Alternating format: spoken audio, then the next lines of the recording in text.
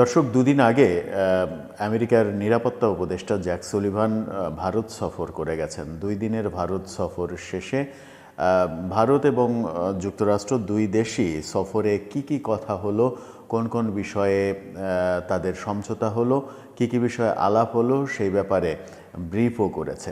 Jack সুলিভানের একটা বিষয়, ভারতের সঙ্গে একটা আলোচনার বিষয় তারা কৌশলে উজ্জ্ব রেখেছেন, সেটা হচ্ছে বাংলাদেশ এবং শেখ হাসিনা বিষয়ে।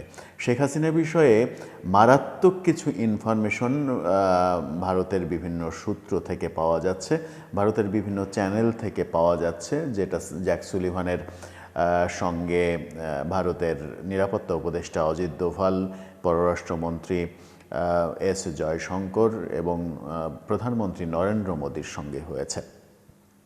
জ্যাক সুলিভানের সঙ্গে তাদের কিছু শর্ত আদান প্রদানও হয়েছে। এই খবর তো রয়েছেই, শেখ হাসিনাকে নিয়ে ভারত সরকারের নতুন সিদ্ধান্ত তৈরি হয়েছে, সেই খবর জানাচ্ছে বাংলাদেশেরই প্রথম সারির একটা সংবাদ মাধ্যম।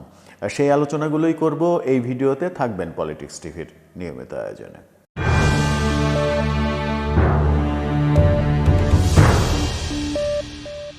দর্শক, বলছিলাম আমেরিকার বিদায়ী নিরাপত্তা উপদেষ্টা জ্যাক সুলিভান ভারত সফর করেছেন। সেখানে বাংলাদেশ প্রসঙ্গ ছাড়াও তাদের মধ্যে মহাকাশ স্পেস নিয়ে সমঝোতা হয়েছে। পরমাণু যে চুক্তি, সেই চুক্তি নিয়ে কথা হয়েছে। বেসামরিক খাতে পরমাণু ব্যবহার ব্যাপারে চুক্তি হতে চলেছে তাদের মধ্যে খুব শীঘ্রই।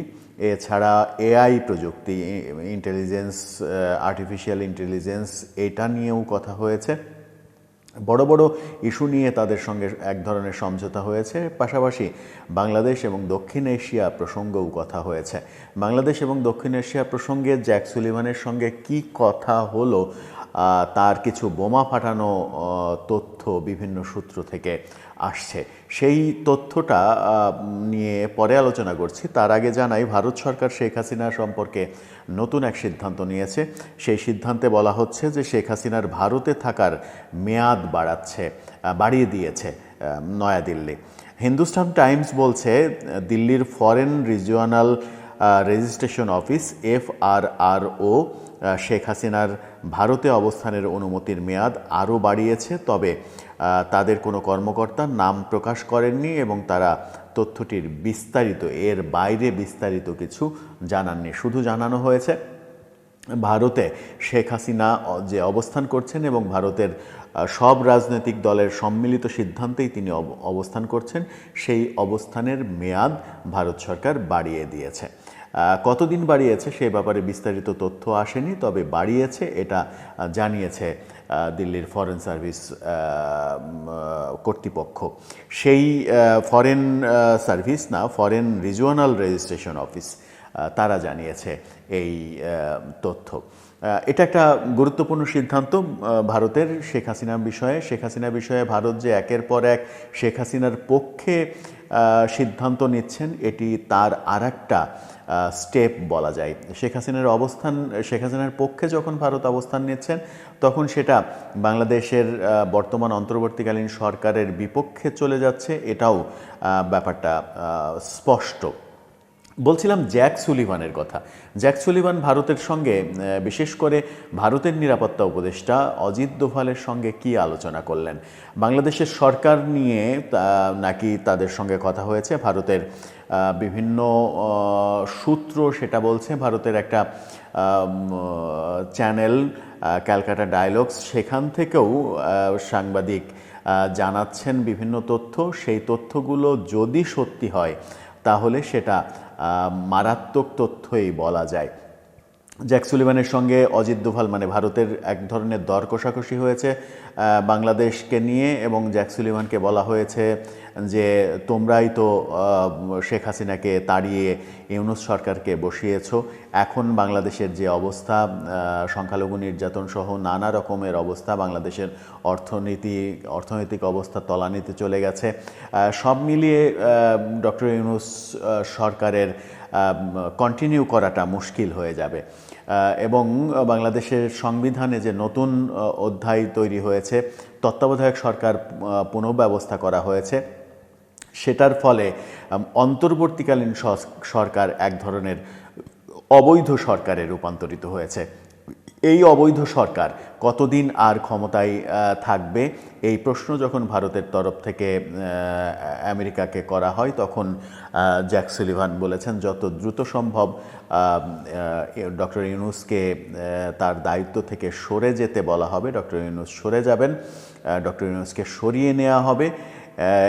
কিন্তু তার জন্য ভারতকে যে ব্যবস্থাটা করতে হবে সেটা হচ্ছে যে তার যেন সেফ এক্সিট হয়, তিনি যেন নিরাপদে চলে যেতে পারেন, যেখানে যেতে চান সেখানে যেন নিরাপদে চলে যেতে পারেন, এবং তার কলিগসরা অন্যান্য উপদেষ্টাদেরও যেন সেফ এক্সিট হয়, তারা যেন কোনো বিপদে না পড়েন, সেই ব্যাপারটা ভারতকে দেখতে হবে। ভারত তখন জানিয়েছে এটা আমাদের পক্ষে দেখা সম্ভব না, এটা বাংলাদেশের অভ্যন্তরীণ বিষয়, বাংলাদেশের জনগণের বিষয়। বাংলাদেশের জনগণ যদি মনে করে কেউ সেফ এক্সিট করবে তাহলে করবে, যদি জনগণ মনে না করে তাহলে করবে না, এরকম ব্যাপার মানে নাকি কথা হয়েছে। এবং সেটা এমনও হতে পারে বাইডেন প্রশাসন থাকাকালীন সময়েও প্রধান উপদেষ্টা ডক্টর মোহাম্মদ ইউনূস পদত্যাগ করে চলে যেতে পারেন, এরকম বিভিন্ন তথ্য আসছে। বাইডেন প্রশাসন যদি শেষ পর্যন্ত তারা থাকা অবস্থায়, তারা তো আর মাত্র 10-11 দিন আছে, সেই 10-11 দিনের মধ্যে বাংলাদেশে কি নাটকীয় কিছু ঘটবে? সংবিধানের দোহাই দেওয়া হচ্ছে, সংবিধান যে তত্ত্বাবধায়ক সরকার ফিরে এসেছে, অন্তর্বর্তীকালীন সরকার ব্যবস্থা অবৈধ ব্যবস্থা, সেই অবৈধ ব্যবস্থায় আগামী নির্বাচন হতে পারে না, আগামী নির্বাচন তত্ত্বাবধায়ক সরকারের অধীনেই হবে। আমেরিকার তরফ থেকে বলা হয়েছে ঠিক আছে, তত্ত্বাবধায়ক সরকার গঠিত হবে, নতুন করে গঠিত হতেই পারে, তবে সেই তত্ত্বাবধায়ক সরকারের প্রধান শেখ হাসিনা হওয়া যাবে না। আমেরিকা সেই জায়গায় না করেছে, শেখ হাসিনা হওয়া যাবে না, তৃতীয় কোনো ব্যক্তি তাকে তত্ত্বাবধায়ক সরকারের প্রধান করে নির্বাচন করতে হবে, যেন নির্বাচনটা যোগ্য একজন ব্যক্তির অধীনে সম্পন্ন হয়। তাহলে কি ডক্টর ইউনূস অধ্যায় কিংবা বর্তমান উপদেষ্টা পরিষদ অধ্যায় পরিসমাপ্তির দিকে যাচ্ছে? জ্যাক সুলিভান যে ভারত এবং জ্যাক সুলিভানের আমেরিকার যে কথাবার্তার ইঙ্গিত পাওয়া যাচ্ছে, যে কথাবার্তা তাদের মধ্যে হয়েছে, সেই কথাবার্তাগুলো যদি শেষ পর্যন্ত সত্য হয়, তাহলে জো বাইডেনের ক্ষমতায় থাকা অবস্থাতে না ঘটলেও তারা ডোনাল্ড ট্রাম্প প্রশাসনের ওপরে ছেড়ে দিয়ে চলে যেতে পারে। ডোনাল্ড ট্রাম্প প্রশাসন পরবর্তী পদক্ষেপ নিতে পারে ডক্টর ইউনূস সম্পর্কে, এমনটা বিভিন্ন সূত্র বলছে, যে সূত্রগুলো সবগুলোই অসমর্থিত সূত্র, যে সূত্রগুলোর এখন পর্যন্ত কোনো গ্যারান্টি দেওয়া যায় না। তবে একটা ঘটনা বিশ্বে তোলপাড় সৃষ্টি করেছে। ডোনাল্ড ট্রাম্প ক্ষমতা গ্রহণের আগেই ডোনাল্ড ট্রাম্পের সঙ্গে যার সম্পর্ক খারাপ, ব্রিটেনের প্রধানমন্ত্রী জাস্টিন ট্রুডো, তিনি কিন্তু পদত্যাগ করেছেন। ব্রিটেনের প্রধানমন্ত্রী যখন পদত্যাগ করলেন, তখন একটা সুর চারিদিকে উঠেছে, ব্রিটেনের জাস্টিন ট্রুডোর পরে ডোনাল্ড ট্রাম্পের পরবর্তী টার্গেট কি বাংলাদেশের ডক্টর ইউনূস কিনা। সেই ব্যাপারটা চতুর্দিকে আলোচনা শুরু হতে চলেছে। ডোনাল্ড ট্রাম্পের সঙ্গে সম্পর্ক খারাপের জন্যই জাস্টিন ট্রুডোর পদত্যাগের ঘটনা, এটা বিশ্বব্যাপী আলোচিত হচ্ছে। এদিকে ডক্টর ইউনূসের সঙ্গে ডোনাল্ড ট্রাম্পের সম্পর্ক যেহেতু ভালো নয়, খারাপ, সেহেতু ডক্টর ইউনূস পরবর্তী টার্গেট হতে পারেন ডোনাল্ড ট্রাম্পের, এমন আলোচনাও তৈরি হয়েছে। সেই সমস্ত আলোচনাগুলো বিক্ষিপ্তভাবে চারিদিকে হচ্ছে। এই যে জ্যাক সুলিভান এবং ভারতের নিরাপত্তা উপদেষ্টা অজিত দোভাল, তাদের মধ্যে যে আলোচনা, সেই আলোচনা, বাংলাদেশ সম্পর্কে যে আলোচনা, সেই আলোচনা তারা কিন্তু তাদের ব্রিফিংয়ে বলেনি। কিন্তু ভারতের সংবাদ মাধ্যমগুলো, ভারতের বিভিন্ন চ্যানেল, ভারতের বড় বড় সাংবাদিকরা তাদের বিভিন্ন সোর্স দিয়ে এই কথাগুলো বলার চেষ্টা করছেন যে ডক্টর ইউনূস সরকারের সময় নাকি শেষ। আদতেও সেগুলো সত্য কিনা, সেগুলোর মধ্যে সত্যের লেশমাত্র আছে কিনা নাকি প্রোপাগান্ডা, সেগুলো সময়ই বলে দেবে। সময় আর বেশি নেই যেহেতু, এদিকে ওই ইনভেস্টিগেশনের মধ্যে, ইনভেস্টিগেশন জার্নালিজম যদি বলা যায়, তার মধ্যে যে ব্যাপারটা একটা সূত্রে গাঁথা যেতে পারে সেটা হচ্ছে যে ডক্টর ইউনূস সরকার চারিদিক থেকে যখন ব্যর্থ হচ্ছেন, সরকার চালাতে পারছেন না, ট্রাফিক ব্যবস্থা পর্যন্ত নিয়ন্ত্রণ করতে পারছেন না, আইন শৃঙ্খলা নিয়ন্ত্রণ করতে পারছেন না, দ্রব্যমূল্যের ঊর্ধ্বগতি নিয়ন্ত্রণ করতে পারছেন না, নতুন বাণিজ্য উপদেষ্টা এসে দাম কমানোর পরিবর্তে সিন্ডিকেটের চাহিদা অনুযায়ী চিনির দাম বাড়িয়ে দিয়েছেন, সয়াবিন তেলের দাম আকাশচুম্বী, সয়াবিন তেল ঢাকাতেই বিভিন্ন এলাকায় সয়াবিন তেল পাওয়া যাচ্ছে না, তেলবিহীন মানুষজন রান্না করে খাচ্ছে। এরকম বাস্তবতা তৈরি যখন হয়েছে তখন কিন্তু এক ধরনের যোগসূত্র তৈরি করাই যায় যে একটা ব্যর্থ সরকার আর কত দিন। যে ইনফরমেশনগুলো আসছে যে ইউনূস সরকারের সময় শেষ হয়ে গেছে, তারা আর থাকছে না, এই উপদেষ্টারাও থাকছে না, তত্ত্বাবধায়ক সরকার গঠিত হচ্ছে। যে তত্ত্বাবধায়ক সরকারের কথা অনেক দিন আগেই বাংলাদেশের যে প্রধান আইন কর্মকর্তা অ্যাটর্নি জেনারেল তিনি বলেছিলেন, তত্ত্বাবধায়ক সরকার যখন সংবিধানে ফিরে আসলো তখন সেই দিনই তিনি সাক্ষাৎকারে বলেছিলেন বাংলাদেশ সরকারের নাম পরিবর্তন হচ্ছে, অন্তর্বর্তীকালীন সরকারের জায়গায় তত্ত্বাবধায়ক সরকার হচ্ছে, কিন্তু সেটা আজকে পর্যন্ত বাস্তবায়িত হয়নি। তাহলে সেটা বাস্তবায়নের পরিবর্তে কি নতুন করে নতুন সরকার গঠিত হওয়ার দিকে বাংলাদেশ যাচ্ছে? সেখানে যদি আমেরিকা এবং ভারত হস্তক্ষেপ করে সেই ঘটনায় কি ঘটতে যাচ্ছে?